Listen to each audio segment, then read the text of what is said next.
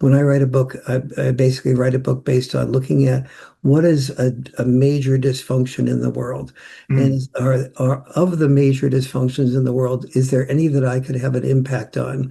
mm. And the one that I felt I might be able to have an impact on and be able to solve was the dysfunction of not being able to handle personal criticism and Yes, not yeah. becoming defensive. And then also not knowing how to appreciate one's partner. Mm.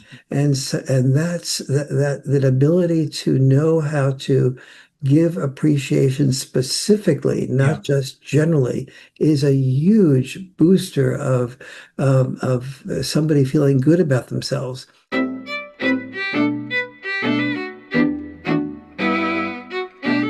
This is In Conversation with Frank Schaeffer. I am Frank Schaeffer, and my guest today is Dr. Warren Farrell. And Dr. Warren Farrell has been chosen by the Financial Times as one of the world's top 100 thought leaders. Dr. Farrell has been a pioneer in both the women's movement, elected 3 times to the board of the National Organization of Women in New York, as well as the men's movement. He was called by GQ magazine, quote, the Martin Luther King of the men's movement, end quote. He is the author of many books published in over 50 countries and in 19 languages. He is currently working on the Ma crisis. That's MA, like for mother, I imagine. The Ma crisis, The, what's the, ma- the man Oh, crisis. sorry. Well, guess what? It was talking of updates.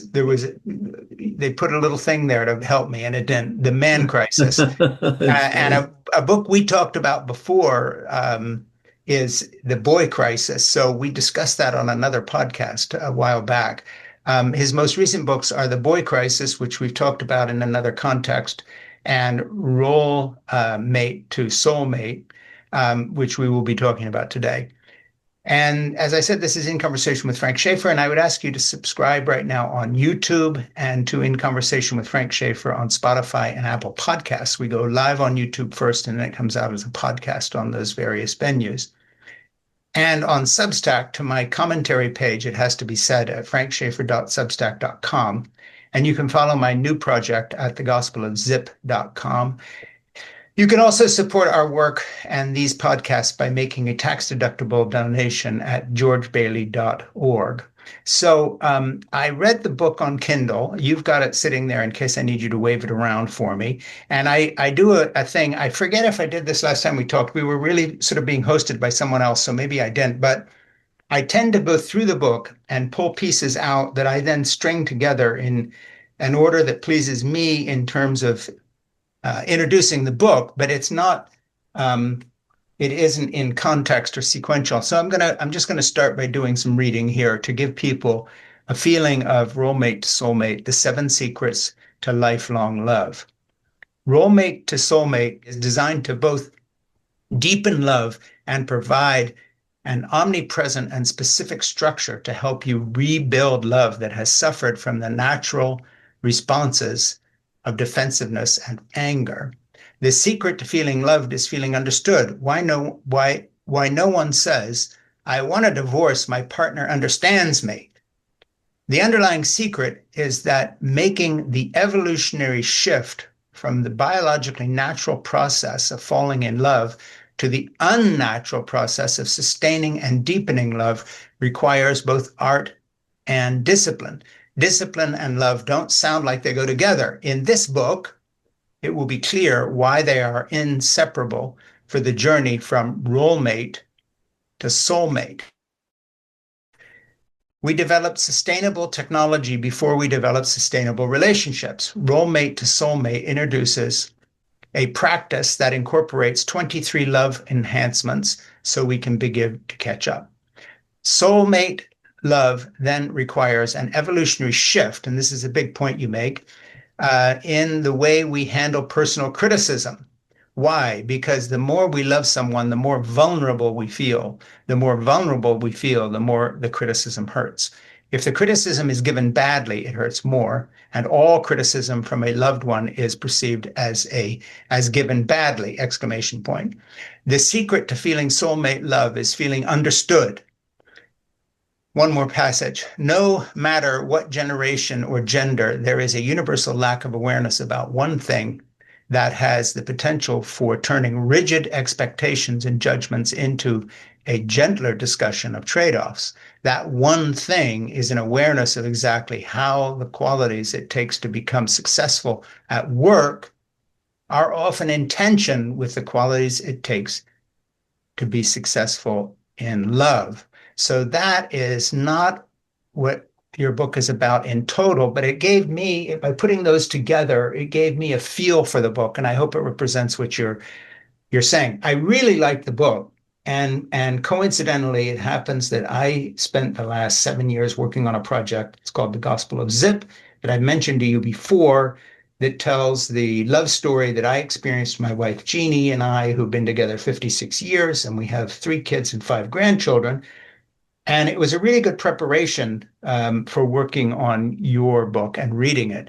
You quote some people that I have followed closely, like Esther Perel and some others, but from someone who is looking back over a long marriage and a relationship, and as a father and grandfather, very engaged in childcare with my 3 of my youngest grandchildren right now.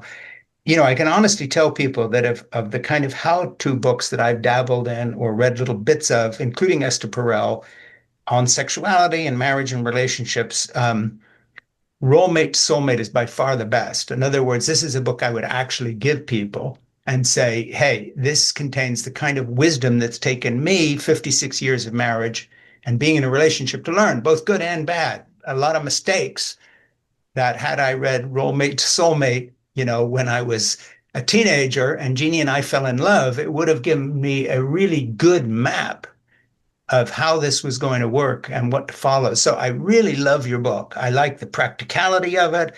I like the exercises. And as I say, the only bits that I'm kind of unfamiliar with are things that, you've put in a way very specifically. Here's, 20 things you can do. These are the lessons I've learned.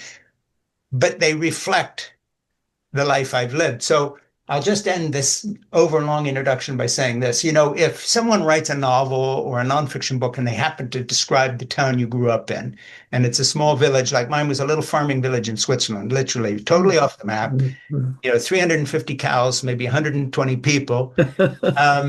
And if you described that and said, this is what it was like in 1963, well, I was there. I lived it. So I actually know.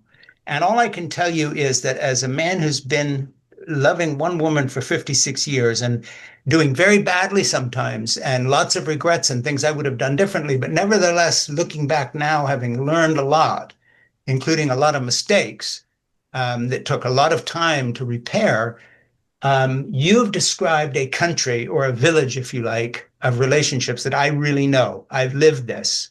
So I'm not coming to this as a young person who doesn't know anything about relationships. I'm not coming to this as someone who's just, 17 years into a marriage and seeing how it's working out. I've lived a whole life. You know what you're talking about. I now have a book on relationships that I will give people who ask me questions. End of introduction. Well, thank you. That is, you are the first person who's ever read that book that spent 56 years preparing for it. Yep. Yep. And I really appreciate that because, Yeah. as a person who's a little bit older myself, I certainly have seen that, the only thing that is better as you get older is wisdom, and most people don't pay attention to it. So I have to write books to find out the few people that do pay attention to it. So I deeply appreciate that. Well, I really appreciate the book. And so let me continue to talk about it in specifics. You say From Civil War to Civil Dialogue, this one of the sections, will apply what we learned to do with our loved one, provide a safe environment for their criticisms, concerns, and possibly never to be agreed upon perspectives on any given issue. So I'm going to dive out of those quotes and just go to something very specific that I had not thought about until I read it in your book. And that is the fact that evolution prepared us to fall in love.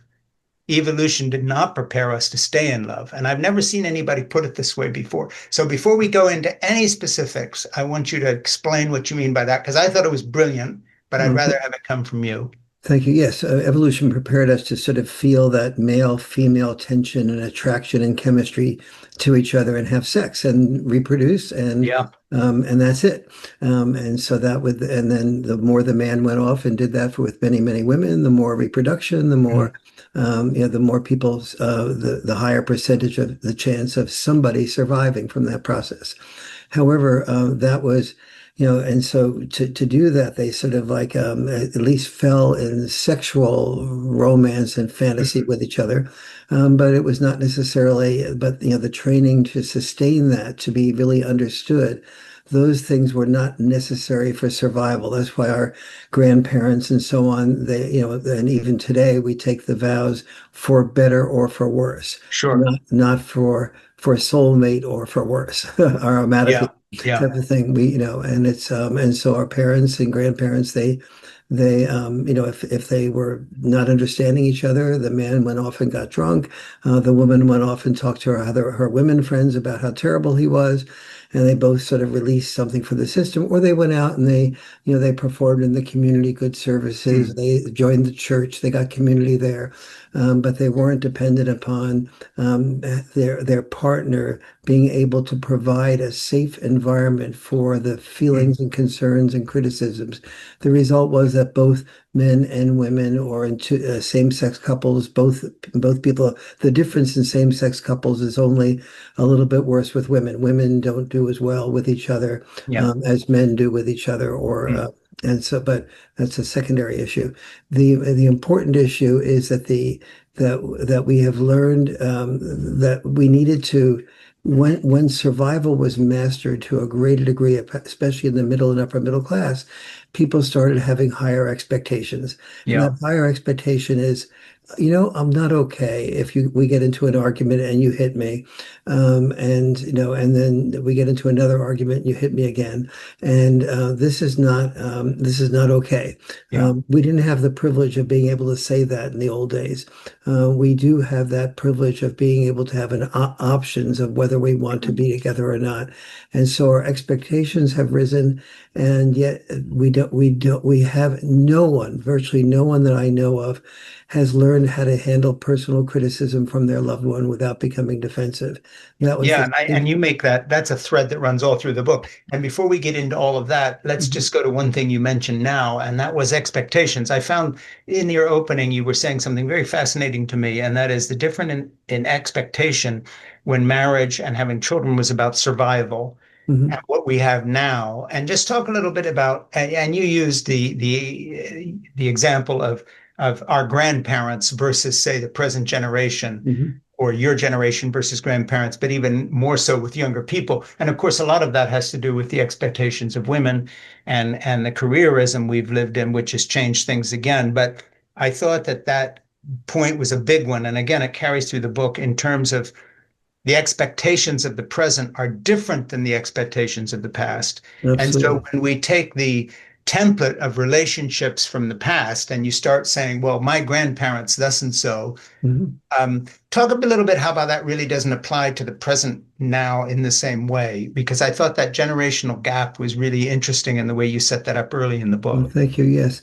Yeah, our parents, if they didn't even expect to have their partner understand them, Yeah. they went out, the guys talked with guys and the women talked with women, and we each had our own language.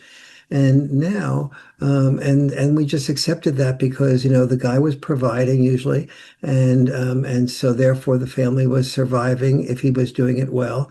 And the woman was taking care of the children and raising them, and the Yeah. family was just surviving. That Mm. was the only expectation. But as we get, the middle and upper middle classes in developed nations, and only in developed nations, Mm. that we started to say, I want something more from my partner than that. When I don't want to be walking around on eggshells all the time, because my partner is doing something I don't like. But if I say something, he or she will just blame me for something Sure. that's been repressed, and then we'll escalate and we'll end up with a huge argument. Maybe somebody will end up hitting the other one, and it never turns out okay. Yeah. But now people are saying and should be saying, I want to be able to provide. So what I looked at is that this when I write a book, I basically write a book based on looking at what is a major dysfunction in the world, and Mm, are of the major dysfunctions in the world, is there any that I could have an impact on?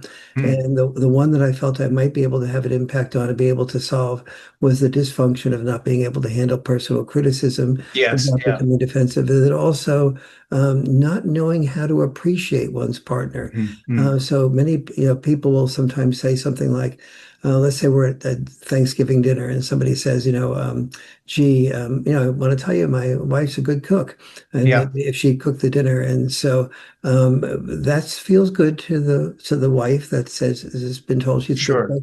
But if you say, I really love the way you made the skin on that turkey really Yeah. crisp, and how did you do that and yet keep the turkey itself moist? And you also had very moist stuffing. It's often dried out, I know, but with you kept it moist. And then Yeah. what about the spices on that? Was that parsley, sage, rosemary, thyme, or some other Simon and Garfunkel spice? Yeah. Yeah. And so now your wife feels, sort of ask questions about how to explain how wonderful she is Yeah. in very specific terms in front of the whole group, the whole family. And that's that ability to know how to give appreciation specifically, Yeah. not just generally, is a huge booster of somebody feeling good about themselves. And Mm. so and that's so important, and that's only a part of the process. That's a spontaneous compliment, but and less and as you had mentioned at the outset, the subtitle of the workshops I do is the art and discipline of love, so that I just gave you an example of the art Yeah, yeah, being and you talk specific. about make your compliments specific. So just Yeah. to sort of introduce the scope of the book, role mate to soulmate is divided into four parts. In part one, foundational wisdom, I outline 15 differences between role mates and soulmates, and introduce the 23 love enhancements that facilitate becoming a soulmate. And by the way, just tell people who are listening, 23 love enhancements sounds, you know, uh, like a lot of work and it's going to be complicated, but actually it's very common sense stuff. And as I say, so much intuitively that I've learned over the years by mistakes that I do differently now are things that, are very much those 23 love enhancements that can be discovered, but it's easier to read the book and start working on it. Okay, back into this. I introduced four common depleters of love, or the four C's: criticism, complaining, control, and complacency. So let's stop there for a minute and just talk about those four depleters before we get into the positive stuff on how to rebuild relationships. So, just dive into those a little bit like you do in the book. Yes, the criticism we've already talked about a little bit, Yeah. and that's the single biggest one. And people feeling that they have to walk on eggshells rather than being able to say what they really feel. Yeah. And then then controlling. Most people feel when somebody else is giving them saying something about them that isn't ideal, they Mm. feel very controlled by that. Yeah. And that makes them shrink. Complacency. There was the other C before complacency was blanking here. The criticism. Yeah. The depleters are criticism, complaining, control, and complacency. Yes, so complaining. Before I get to complacency, complaining, like oftentimes, let's say I recommend a movie to my wife Liz, or Mm. a restaurant to somebody, Yeah. and we go to the restaurant together, and the service is a little bit poor, or Sure. the waiter is a little gruff, and so my wife, let's say my wife Liz says something like, "Gee, the service was kind of poor here." And and the soup didn't have much spice in it, Mm. and she feels she's complaining about the restaurant, but since I recommended the restaurant, I Yeah. feel she's Yeah. complaining about me. And so Yeah. I thought that was a good example. Very true to uh, life. thank you. And the same type of thing with a movie. This is sort of movie season. Exactly. Recommend a movie, and I recommended some movies this year, and what my daughter said was just so about one that I thought was the best movie of the year. Yeah. And so on the one hand, she's criticizing the movie. On the other hand, I'm feeling a little bit like, oh, I was at fault. Complacency is a tricky one. The Most people, when they are preparing for their first date, they're putting on makeup, or they're trimming their beard, or they're making sure everything is perfect. They're remembering which outfit they had on that most people thought they looked best in, and Mm, they're preparing all this for that first date. And then somebody's living with somebody for 10 years or 5 years or 3 years, and they're walking around in their underwear. They're walking around in some old, pajamas or whatever, mm, and maybe they're not shaving. They're not putting some makeup on. They're not doing their hair. They're letting it go 3 or 4 days. And then it's Saturday, and they're going out to a party, mm. and the wife is saying, "Which outfit do you think looks best?" And the husband is maybe doing some version of the same and trimming his beard and so on. Yeah. And so the underlying feeling is often like, "Gee, everybody else is more important than I am." And that feels really bad. Yeah. On the other hand, the what it also is a possible way of looking at that is that I'm relaxed around you. I don't have to sort of prove myself Yeah. around you. Yeah. And so what I talk about to do in Role Mate to Soulmate is not to assume that complacency is either Mm, good or bad, but discuss what it feels like to you for your partner to be mm. that way, or for us to be that, for you to be that way. Yeah. Do you feel much more relaxed and therefore comfortable with your partner Mm, as a result of being able to do any of those things? mm. Or do you feel more like taken for granted? Or do Yeah. you feel both at different times?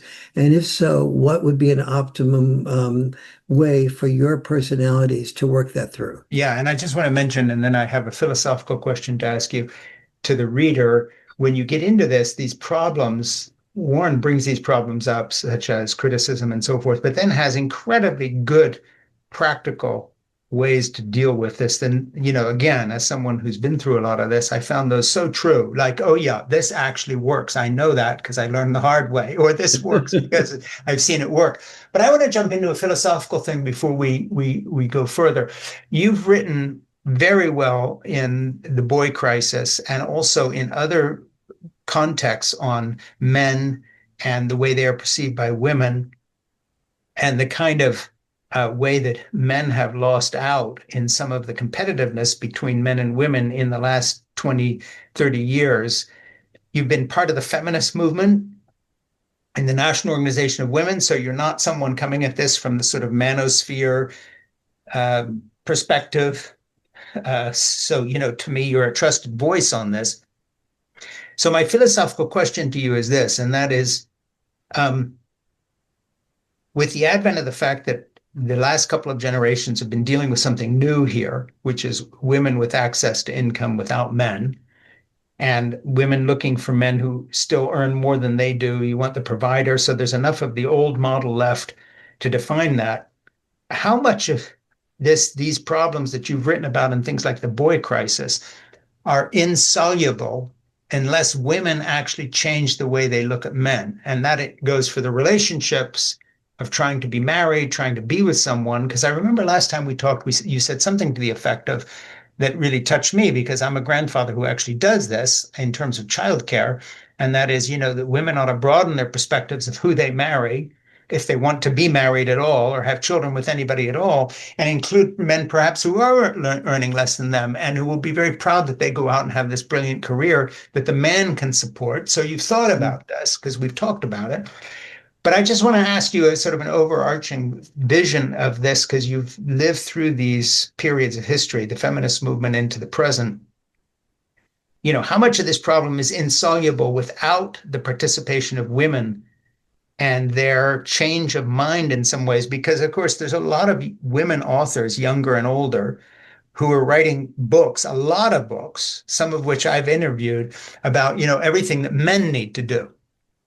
and they're really complaining about men, and they're really complaining about who's out there to date, and they're really complaining about all this. And the women seem to have a license to do this. Less often do you see men who are able to answer back without being insulting or joining the manosphere or any of this kind of crazy stuff. And you're one of those people who has done some answering back with the boy crisis and other things. So, what is the overarching philosophical observation you've made of what is possible if women continue to demand a lot from men, but don't ever look at where women are going in these things? Because it is a two-way street, and you've written and talked about this. It is really a two-way street, and neither sex has both sexes have evolutionarily prepared themselves to be somebody that is no longer nearly as relevant now that women can earn their own money. It was very necessary. If you look at the Titanic, the movie, Sure. and how the parents were saying to the Kate Winslet character, Yeah. you've got to you've got to marry somebody who has money Yeah. because we survive based on that. Mm. And so that's evolutionarily built into women at a very deep level. But the problem is that when you focus on the men who are going to earn the most money, in order to earn the most money, you have to disconnect. You have to really focus on working Mm. 50, 60 hours a week, especially when you're young and the children are young. And you have to not acknowledge, you have to not ask for help, because if you ask for help from another man, it will show a vulnerability, and the other man will say, well, maybe he's not ready for, being promoted. And as a result, you'll look bad to your wife, you'll look bad to yourself, you'll look bad to the people at work, Mm. to your classmates at a high school, college reunion, etc. And so men lose everything by being vulnerable in the old model of having to be successful. Mm. But yet women are correctly wanting now men who are vulnerable, but they're incorrectly focusing only on the men who are earning as much or more, or who have a potential to earn as much or more than they do. Uh, Yeah. and so they're competing for, Or who have a comparable level of education, because that's sort of the same thing, yes, well, no, not quite. If a or man is potential to earn. Yes, if a man is a an anthropologist Mm. and there's it's a time in history when there's not as much need for anthropologists Mm. as there and he is therefore really unemployed for all practical Yeah. Yeah. purposes. She's not interested. If, Yeah. on the other hand, he owns a plumbing firm and he earns $250,000 a year, then even though he doesn't have that sort of fine status of being the Yeah. Ph.D., let's say, the fact that he's earning $250,000 a year means a lot. She'll compromise some of the status of the Ph.D. Yeah. For the money that's being earned. And so, but what women are missing in this, women are missing for themselves in this, is I have a great many women, feminist women, who will say to me things like, it's unfair that men can be have-it-all men and we women cannot be have-it-all women. Yeah. And I say that's actually not true. You can be a have-it-all woman. What's a have-it-all woman? A have-it-all person is Mm. somebody who has a career, has children that are well raised, and can participate in raising those children, but is not prevented from having a good career and breaking the glass ceiling, type Mm. of thing. In order to break the glass ceiling, but what can she have? She can marry a man or choose a man who is not so much a provider protector, but Mm. rather a nurturer connector. Yeah. And say, and when she finds that type of man, say, I really want to, break a glass ceiling. That's what my life. Are you interested? I see you're very sensitive, you're very caring, you listen very well. Would you be interested in having children if we got married?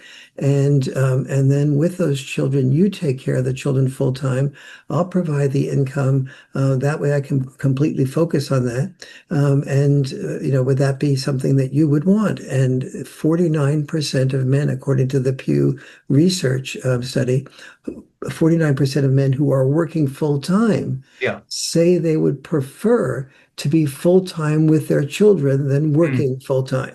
It's So so there's a interesting. Is huge there a comparable number when women are interviewed in the same sort of way? way. I don't know the answer to that question. I don't think people. But to have almost half of men say they'd rather be with their kids is pretty amazing. It's really amazing. And nobody even asks that question of men. Yeah, Instead of like assume that, when men and women have children, what happens is two things. Women say, what do I want to do here? Do I want to raise the children if she's married to a man that sure. earns a decent amount of money? She says, do I want to raise the children full time? Do I want to work full time? Or do I want to do some combination of both? Mm, The man usually says, he has three options too. Option one is, do I want to work full time? Option two is, do I want to work full time? And mm. option three is, do I want to work full time? Yeah. And families have this discussion, and it's just assumed that that man will consider working full time, as opposed to that man being the one that takes care of the children and Yeah. is that nurturer connector. But that involves knowing how to choose a nurturer connector. And that also involves something else that women have not been trained to do, which is take the risks of sexual rejection. For Mm, example, you're at a party and and you're single and you check out with the host, who at this party is eligible. And the host says, well, there's a doctor, there's a lawyer, there's a dentist. Um, and so and the woman will sort of focus on those people recommended by the host, as opposed to coming to that party and saying, let me look around here and see which man is listening to a woman, which mm, man is not just interrupting, but asking her questions. mm. And then instead of flirting with that man and hoping he comes over to me, maybe I should go over to him directly. And if he doesn't ask me for my phone number, maybe I should ask him for his. Yeah. And then I'll call him. Now she is doing the type of thing that would not normally happen with a man who was highly successful, because men who are highly successful have learned how to be resilient to Mm, rejection. mm. But the men who are highly successful are also highly successful at going to woman number one, having sex with her, then going to woman number two, having sex with her, and so on. The man who is at that party, who is more nurturer connector, is much less likely to be that way. He Yeah. often needs more initiative on her part. Now, that's not a good choice for a woman who wants a man to take care of the family economically, Mm. but it's a very good choice for a woman who wants a man to be a full-time father, Caregiver, well, she sure. a caregiver, and take care of, the social activities and driving the children to, and all the hundreds of Yeah. things that traditional women do. That is very taxing, and but Mm, mm. certain types of men do this better than women, just like certain types of women produce income better than men.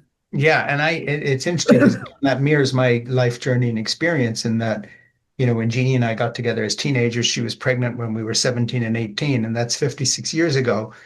Growing Wow. to now, I was very involved as a father caregiver in the sense that I was self-employed. I was in the movie business, and our version of what you were saying was to bring the kids to the sets in Hollywood where I was directing pictures and so forth. And also, I like to cook and gradually moved into that. But by the time we got to our grandchildren, I was doing as much as Jeannie, my wife, was, and we were full-time caregivers. And I gave up work and reordered my life to be that grandfather. I Mhm. live near my grandchildren. This morning I got up early to work as I always do, and the first thing I did was finish packing 3 school lunches for my grandchildren who live nearby because they like my cooking and they still want to eat my food even though they're in high school now. And Ah, the best thing that ever happened was my grandson, who's 15, came to my wife Jeannie and said, "What I want for Christmas, if I can have it, Nana, is for you to get Bob to cook me my school lunches. That's what I want for a Christmas present."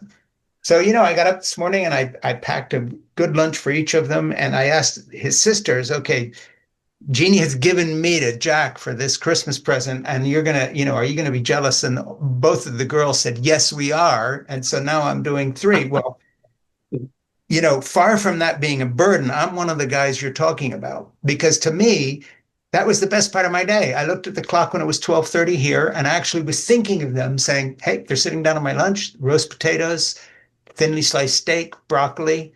I baked some focaccia for them last week. There's a piece in there, and it gives me more pleasure than anything else I'll do today. Well, because I'm part of their lives, and having been invested in those three lives since they were born, um, this is huge to me. I live for this. So if you had told me 56 years ago, when you're 73, the best thing you will do that makes you happiest is helping with three school age kids, I wouldn't have known exactly what you were saying. But now it's not a question of a choice anymore. This is the aesthetic truth of my life. So mm, now I don't know how women feel about childcare, but I know how I feel. And I have met other men who feel the same. There's this former Marine. My son was a Marine who comes and helps me around the yard sometimes. I've known him for 5 or 6 years, so we're no longer trying to do this male thing. So what he does, the first thing he does is pull out his camera to show me pictures of how his granddaughter's doing and tell me what he's doing for her. And I put a crib together last week, and she's walking around now, and so forth and so on. So I know what you're saying is true in yeah. terms of that 40%. I don't find that hard to believe. So my philosophical question to you is, do you think that there are women who are understanding this now who say in the second wave of feminism weren't talking about this? I'm not talking about the whole trad wife thing and all this stuff. I'm just saying, are there people out there who get that there are other kinds of men they could be looking for, perhaps should be looking for, and might even be happy with, who want to fix school lunches like I do, Yeah. rather than do some big, whatever it is thing. So, what do you see in terms from the way you're observing things as someone who teaches this and lives it? What are you seeing? So the first thing I'm saying is my new book is going to be called How to Become Frank Schaeffer's Grandson. Okay. Yeah. Yeah. This is this is wonderful. So second, yes, some women will say that they do want a man who's nurture, connector, who would have that type. They would think Mm, that what you're doing is wonderful.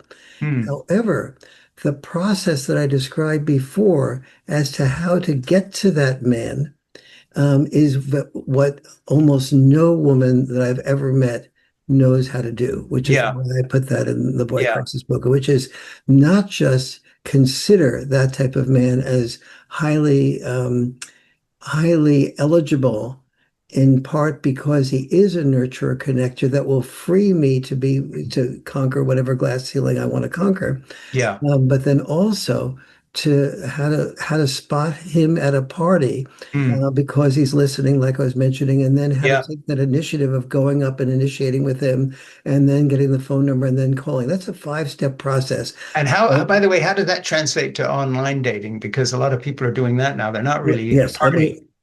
What I'm going to say now, if you're a woman listening, or a woman or a man who has a daughter, is really going to be important. Mm, So this is online dating is the topic, and many women are very hesitant to date online. mm, First of all, they say I've met a lot of jerks online, a lot of men who exaggerate or present a wrong picture, and so on. But number one is that it only that to get the right partner, you have to be like a Babe Ruth king. Babe Ruth was the king of strikeouts and was the king of home runs.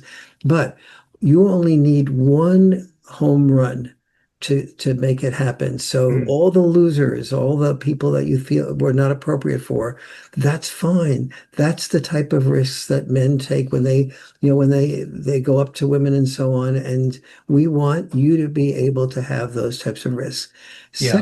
Second is typically speaking, women had veto power, but they didn't have original choice power. Here's the Mm, difference, and this is huge. Um, Veto power was a man would come up to a woman who was attractive and flirt with her, and she could say yes or she could say no. mm, But she was limiting herself unconsciously to the men who had the guts to come up and risk that rejection. yeah. But but what I want for women is not just veto power, but to have original choice power, which is and what online dating provides is Mm, that you can look over 50, 60, 70, 100 choices, and you can start with the choice that is your choice, mm, rather than just vetoing somebody else who's attracted to you. mm, mm, When you reach out to a man, even if he was not the type of man who would have seen you and reached out to you, mm, he starts beginning to consider and open up and seeing what you have to offer. And you end up more frequently with a man that is your choice. Now, mm, mm. why is your choice so important? Because historically speaking, if you hear somebody say happy wife, happy life, Yeah, almost every man agrees. And yeah, most women say something like I've often said that, and the women say, "Hey, pay attention to him. He's a relationship expert. yeah, He knows happy wife, happy life." yeah, And so if happy wife, happy life has any germ of truth, and it does, yeah, it's important for you to make the choice as to who resonates with you for you. And yeah. when you choose him, you're more likely to be happy. And when you're more likely to be happy, he's more likely to be happy. Yeah, and by the way, that is so true in terms of reflecting what I've discovered. Um, Basically, the story of this book, The Gospel of Zip, is that learning curve. And I know this sounds too easy and trite, but honestly, my life began to radically change because I talk about having been groomed to be an asshole by divine right because I was raised in a fundamentalist home that said men are in charge, they got to be tough, they got to discipline. And from that, and I can honestly say, having been together with Jeannie for 56 years, the reason why we are still together is one of the big reasons is that a change occurred when I discovered what you just said, happy wife, happy life. And I love Jeannie passionately, but that's not the same as learning how to love her. And for me, the big change came, and it sounds simple, but it's not, and it took work. But about 25 years ago, I began to honestly get up in the morning, and my first thought every day was, how can I give Jeannie the best day she's ever had? Wow. And as soon as I began to actually live according to that, Mhm, and not perfectly by any means, lots mhm, of ups and mhm, downs, I'm not holding myself up. I'm mhm. doing the opposite. I'm talking about how much better that worked than the other attitude of how can I be in charge? Yes. And it really changes everything. I mean, it's a totally different situation when you love someone enough to actually really genuinely want to give them the best day they ever had every single day. Now, that sounds dramatic, but it's a thousand little things, and one of them was in the area of childcare, and Mhm, just the simple unfairness of seeing how much work she was doing, how I wasn't pulling my weight, and I really began to change things. mhm, So, little stuff. It's been at least 25 years since Ginny's ever, unloaded a dishwasher. I cook our meals. I do the grocery shopping. I don't do all the quote woman's work. I build, I do stuff. I do childcare. I do podcasts. I write. I paint. I still have a kind of a career. I'm not completely retired or anything. But the fact of the matter is, it didn't take hours a day.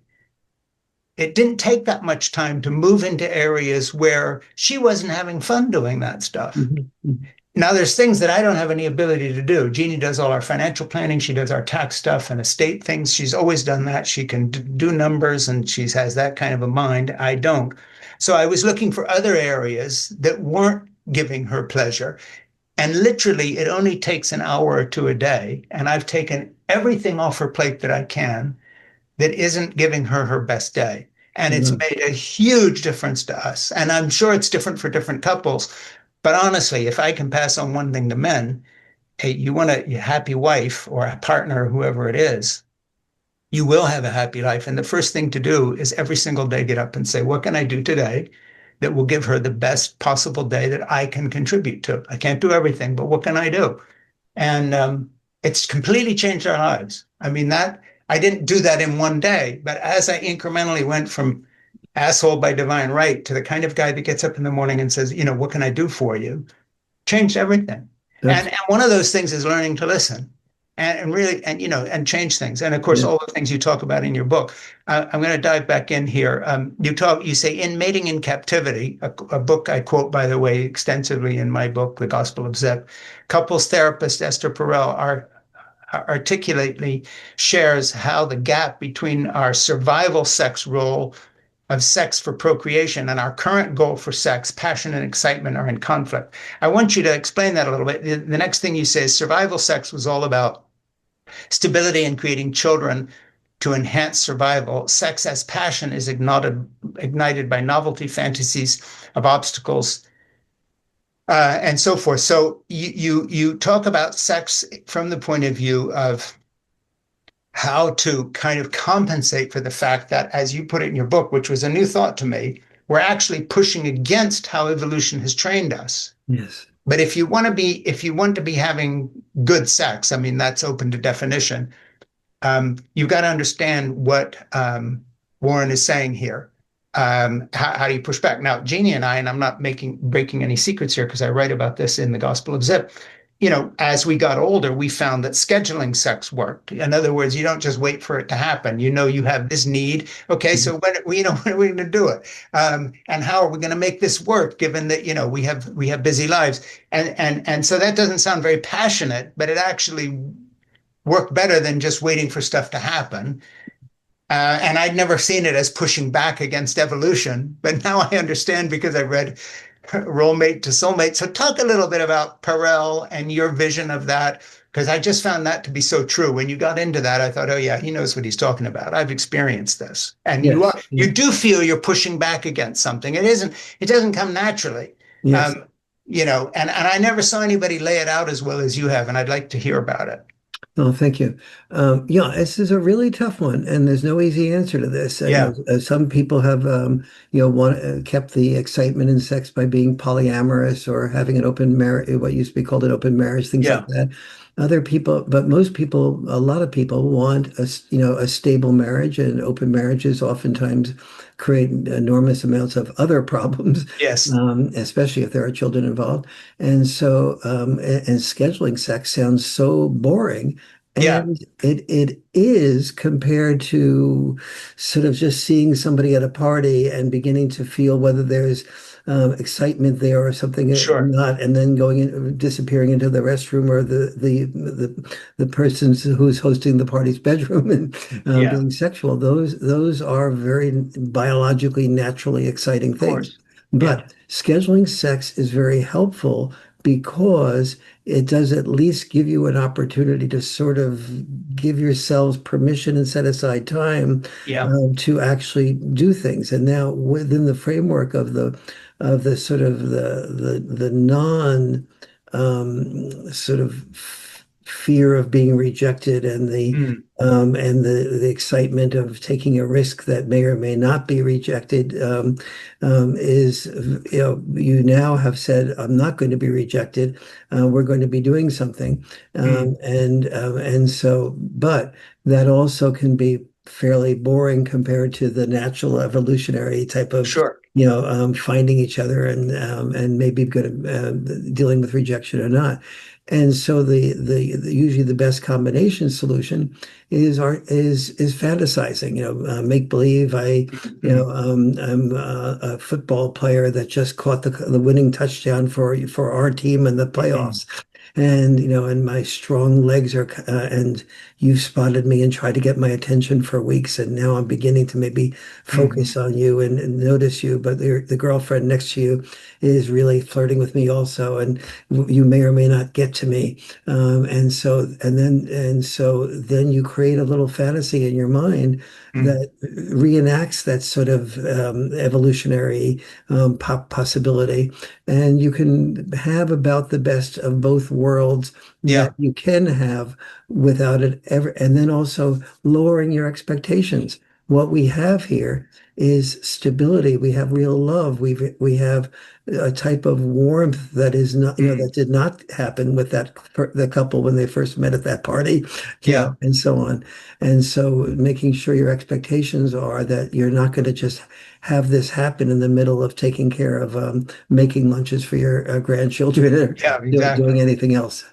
Well, and I found over the years that sort of giving somebody the best day you can when it comes to days when you're having sex, the big difference for me, from when I think back when I was a teenager and a younger man, is that again, because the relationship has grown, I have found that the truest form of selfishness, if you want to put it this way, that sort of plays into what you were just talking about, that I think is very true and very wise, um, is that if you're really concentrating on your partner having the best time that you can offer at age 73 after all these years together, it actually is far more arousing than the smash and grab selfishness that used to be the way sex was at a certain time in my life, taking and taking. And actually, it's one of these things, again, like happy wife, happy life. It sounds like a truism, but, sexually fulfilled wife, happy male, because there's nothing Mhm. more arousing or gratifying than somebody else's pleasure. It's the reason I cook for my family. It Mhm. had nothing to do with just sex. I mean, nothing makes me happier than cooking for Jeannie and having her say, this is absolutely perfect. I've never had fish this good before. How did you do this? Very specific praise, like you talk about. Um, when she travels, goes and visits her sisters in California, I don't cook for myself like that. I get zero pleasure from it. I Mhm. mean, I don't enjoy just doing this in a vacuum. Yes. And I find the same thing when it comes to sexuality. So it sounds sort of smarmy and do-goodism, but actually, as a pretty robust male who likes having sex with his wife, what I've learned over the years is what it's really about is, again, her pleasure. And then weirdly, this selfishness is paid back in dividends because, again, she's happy and therefore I am. Well, the same thing with cooking, the Mm. same thing with childcare. I mean, the happiest moment of my life picking grandchildren up at school is that they run through a parking lot and give me a hug. Uh, I mean, that's it. That's the gold medal. mhm. Um, so I don't, these aren't to me, these ideas are not unassociated. It's sort of just a way of looking at life. And I think that's what your book is about. I mean, correct me if I'm not putting words in your mouth, but um, you talk about unhappy women. Unlike grandma, almost every woman in the middle class and above in developed nations in the past half century has been encouraged to find their passion, or what Maslow calls self actualization, achieving one's full potential, including through creative activities. However, esteem needs are often in conflict. And I thought this was an incredible point that you made for men and women, and I want you to go into it. So I'm going to repeat this. However, esteem needs are often in conflict with self actualization. So then you talk about a corporate partner and a law firm and so forth, but this cuts both ways. Again, it's a men thing and it's a women thing. And I love this idea that self actualization doesn't necessarily fulfill the esteem part of our lives. Yes. And This I is love how you map that out for men and then how you talk about women. If you don't mind just talking about that a little bit. sure. We often think of self-actualization as a result of Maslow as being like at the top of the pyramid. Yeah. But what men have learned traditionally is to give up thinking about what you love to do Yeah. and trade that off for what you need to do to Yeah. earn enough money so that the family can survive. And so the I think the people who work on this best is the Japanese, Mm. who have a word called karoshi, and karoshi means death at the desk or death from overwork. Yeah. And they have a game that they play that is related to that. And the person that wins the game, that gets to the top of the corporate ladder first, Yeah. he commits suicide. Now, why does he commit suicide? Because he recognizes that he has lost Yes. being a human being. He traded that off for being a human doing. And as a human doing, he lost being a human being, which is that he committed suicide as a human being. Sure. And that was the history of masculinity, Mm. was thinking that you got to the top of a corporate ladder or some other type of ladder. It could Mm. be an author or whatever, but in order to do that, you frequently traded the rest of your life. You worked too hard and you didn't have time with your children. You didn't have time with your Yeah. wife. You didn't develop really close friends. You had to, if you were in corporations, especially, you had to make sure you didn't share vulnerabilities that would make you less likely to be promoted. Yeah. And so you traded off being a human being for being a human doing. So Mm. the self-actualization scale of Maslow is the exact opposite of the traditional masculinity Mm, scale. The only time with traditional masculinity that you could really focus on being a being, mhm, and really, how can I be warm to my wife? How can I have time with my family? Is after you had accomplished everything else, and made yourself really secure that you had gotten enough esteem, and then you could take time to really be a human being. And mm, usually, most people who had worked through all those other things had not learned to the skill sets of being vulnerable and open and loving, and or had the time to do that. And mm, so, in the Role Mate to Soulmate book, I sort of outlined the Maslow scale, mm, of a hierarchy of values versus what men learn to do in order to be accepted and chosen by women, who would yeah. who would then complain about men not being the warm, open, loving people they wanted and didn't choose.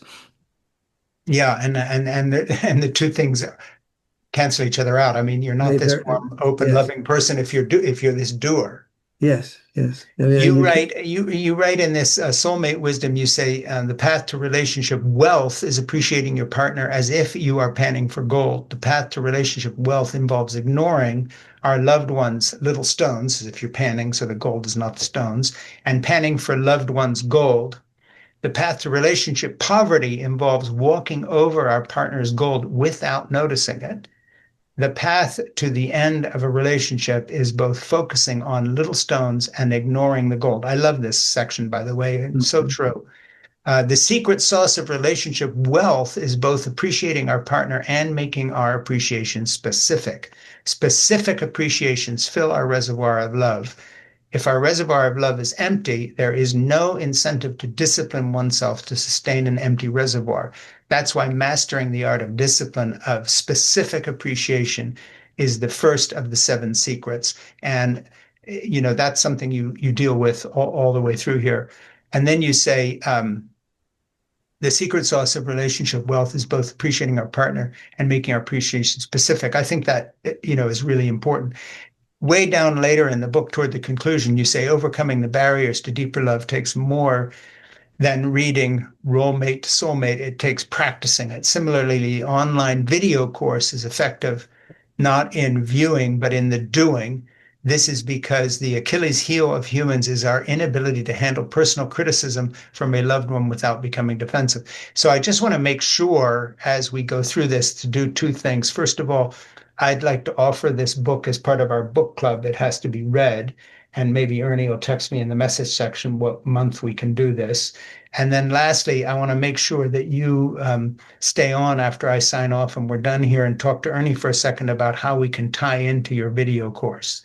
absolutely. Because I really want to promote that because the book is sort of a handbook, but it goes with something else. And if you really want to appreciate um, what Warren is doing here, the video course is really helpful and has helped a lot of people put together their relationships at whatever stage of life you're at. So I just want to say that on the way through. So talk a little bit about this video course that you're doing. And Ernie has texted me and said that March is when it will be our book club offering in March. Terrific. So it's Very coming good. right up. And so Um, that will be what we're offering in March. Meanwhile, talk a little bit about Roommate Soulmate video. What is that all about, the video course? Yes, during our big shutdown, we there was the courses that I was doing at places like Esalen and Big Sur were canceled, and and I had time to sort of create to do a course online with a couple of couples. Yeah, One of whom was absolutely brilliant, and the other one who was very conservative. So there are different types of couples, and I put them through the 10-hour course that I do usually in workshops. yeah, And the result of that, and then I was able to go back and edit it. So in many ways, it's a more precise course than yeah, I even do in real life. And then people who took that found that that was real and did it together found it was really helpful. yeah, And so a lot of people cannot afford to, fly to Esalen and spend a few $1,000s on a course. And So Sure. I'm now trying to make that course available to as many people as possible for as little Yeah. as possible. So I persuaded the publisher to have a, QR code put in the appendix of the Roll Yeah, I Make the saw it Soul in the Mate book. book. And Yeah. so you can just go to that QR code, and for $97, you can get that whole 10-hour Well, course. we're going to make it available. We're going to make sure that code is wherever we promote your book and also this particular um, interview. So Ernie will include it in that as well. So we're going to do everything we can to point people in that direction. And I would encourage people, as I say, and in the meantime, if you meet some woman that says, I love my husband, but he's absolutely impossible, give him my book. The Gospel of Zip and say, if Frank Schaeffer could pull this off after 56 years, having been groomed to be an asshole by divine right and changed to the point where he's busy in the morning making grandchildren sandwich lunches, um, you can too. Because all joking aside, your book means so much to me because it really reflects a learning curve that I made the hard way. Thank you so much, You know what Frank. I'm saying? In other words, it's like, I'm out there floundering around doing this. And then, I crawl out of the water at the end and there was a boat there the whole time. Yes. I could have just taken the ferry. I didn't have to swim the Yeah. Merrimack River. Well, But honestly, I love your book. I really do. And I would just say to people, if you're trying to put a relationship together or save a marriage or keep one or figure out what you want, there's a lot of crap out there. And God help us from the influencers that are influencing us without information. The factless influencers. But Warren really knows what he's talking about, and I would really urge you, if you're interested in trying to have relationships that work, this is an absolute must read. well, thank you very much. And this is exactly the purpose of my taking the years to write this book and Yeah, to do the workshop was hoping that especially people like yourself who really have been through it, that yeah, being able to pick up on that accumulative wisdom and then also seeing with the Role Mate to Soulmate in course form. yeah. I give all the people in the course, they call me up a month and a half, 2 months after they do the course, Mm, and they told me what worked and what didn't work yeah, in their real life. yeah, And that was really, I want to give credit to all those people that did the follow-up calls because yeah, they differentiated. Warren, this worked, but then they didn't mention this or that. So, yeah. why am I focusing on making the course Mm. include things that didn't actually have a positive impact on their life? Yeah, and you kind of gave it a test run. And the thing that I find remarkable about the book, as and I said this before, but it really bears repeating. I've interviewed a lot of best-selling women authors in the last 4 or 5 years who have a lot to say about what men should be doing and or why they're not so desirable or a critique. Okay, fine, they have every right to write those books. But what's very refreshing about your approach is that, and I know this sounds very obvious when it comes to heterosexual relationships, but you not only have room for men, as a male, I feel you are very much rooting for me to succeed. You're on my side. And that's unusual because I don't read very many women authors who seem to be rooting for the men in their lives. They're telling them how to improve, but they don't seem to be seeing things from the perspective of, hey, it's tough being a human being. It's not that men were given an easy path and women just, had to struggle. It's human struggle. And I love that aspect of your work. And as someone with feminist credentials, you're able to say that very credibly. And I just think you're a one-off when it comes to that. Oh, thank you very much.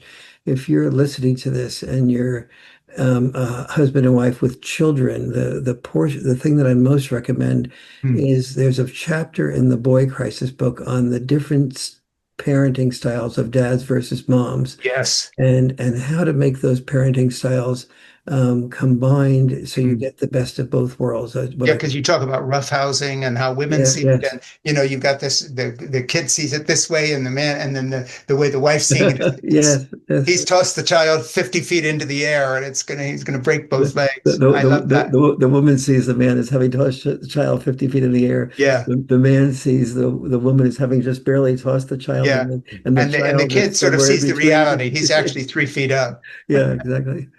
No, it's So, brilliant. I mean, you've really done a service to males and women who love men. are going to love this work because, the women who love men are on men's side too. They want to help us, Absolutely. and we want to help them. Yeah, So I and love it. There's a mutuality in your approach that I just find so refreshing. yes, for me, the mutuality is the important thing. We all, when only one sex wins, both sexes lose. I totally And agree. I mean, that's so true. And boy, do we see it in the number of people who are choosing not to have children, not to start families, not even dating. I mean, I haven't gone into this in this interview, but you're so aware of this mess. I mean, the whole relationship thing, whether to have children or not, it's all up in the air right now. So obviously, whatever's happening is not working terribly well. yes. It's really wonderful talking with you, and especially since you come from so many years of experience, and since Yeah, you've really done the introspection, and since you care so much about your wife, your children, and your grandchildren, and that you're acting out all the things that I care about men being and our yeah, relationship being and children having as their parents and grandparents. And you yeah. really personify that so Well, much. and I would hope that people would read The Boy Crisis and Roommate, Soulmate in whatever order they find it convenient. But in all honesty, these are two books that really coexist. They're not the same book, but they really, one helps the other. And I read them both with great appreciation. So listen, Warren, thank you so much. Stay on a minute and talk to Mhm. Ernie so we can Sure. make sure we connect with all your stuff and put the right codes up and get everybody rooting for you, and come back in March, everyone, and read the book in our book club. Looking very forward to that. And Yeah, me too. Warren, it's thanks been so much. Thanks for your time. another wonderful discussion with you. Yeah, really great. Love Yes. talking with you. Okay, bye.